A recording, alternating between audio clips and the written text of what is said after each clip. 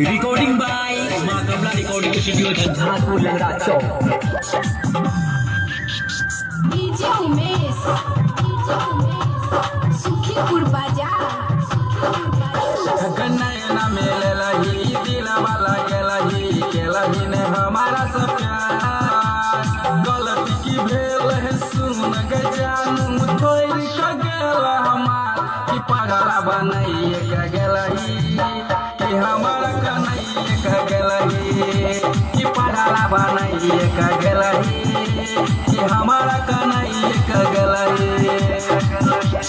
नैना मेले लही दिलवा लगल खेलही ने हमारा सब प्यार बीच रहिया में छोड़ के गेल गलती के रहे हमार कि पगला बनैए के गेलही कि हमारा कन्हैया के गेलही कि पगला बनैए के गेलही कि हमारा कन्हैया के गेलही कि पगला बनैए के गेलही कि हमारा कन्हैया के गेलही। रिकॉर्डिंग बाय माँ कमला रिकॉर्डिंग स्टूडियो झंझारपुर लंगड़ा चौक। कि पगला बनैए के गेलही कि हमारा कन्हैया के गेलही। खेले रहियो गिरिया अचानक कहियो ने तोरा बिसरब संग तोरा जीव हम गई संग मर जेबो दलही गम के बोझा हमारा बहना से न कि पगला बनैए के गेलही कि हमारा कन्हैया के गेलही कि पगला बनैए के गेलही कि हमारा कन्हैया के गेलही।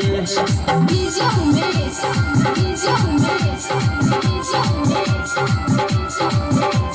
सुखीपुर बाजार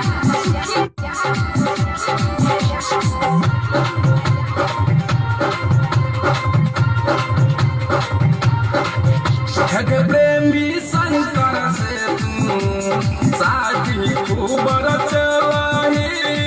पारदीप बिहार कराले दिल से कनेलही सात जन्म के खाक क्रिया की छोड़लत साथ दिलवा तोड़ देलही गे छोड़िया छोड़ देलही कि पगला बनैए के गेलही कि हमारा कन्हैया के गेलही जो ठीक नहीं गेला।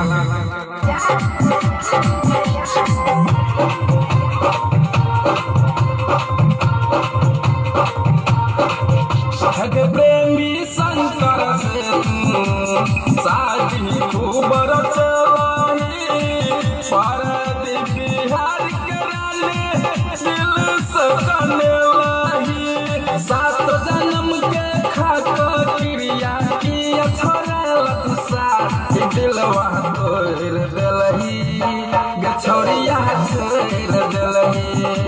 कि पगला बनैए के गेलही कि हमारा कन्हैया के गेलही जो ठीक नहीं। ठग प्रेमी शंकर से तू शादी खूब रचलही पारदीप बिहार कराले ठग प्रेमी शंकर से तू शादी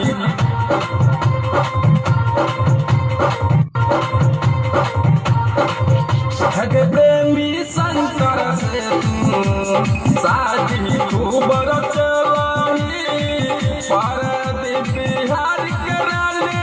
दिल से कनेलही सात जन्म के खाक क्रिया की छोड़लत साथ दिलवा तोड़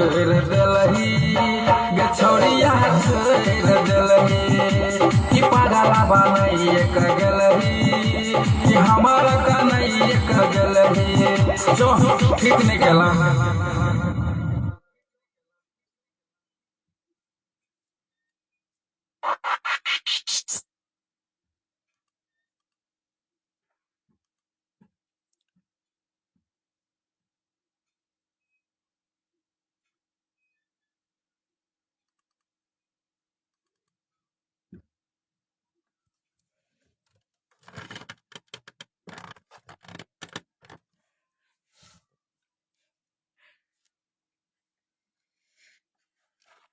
या पीछे घुसका दीजिए।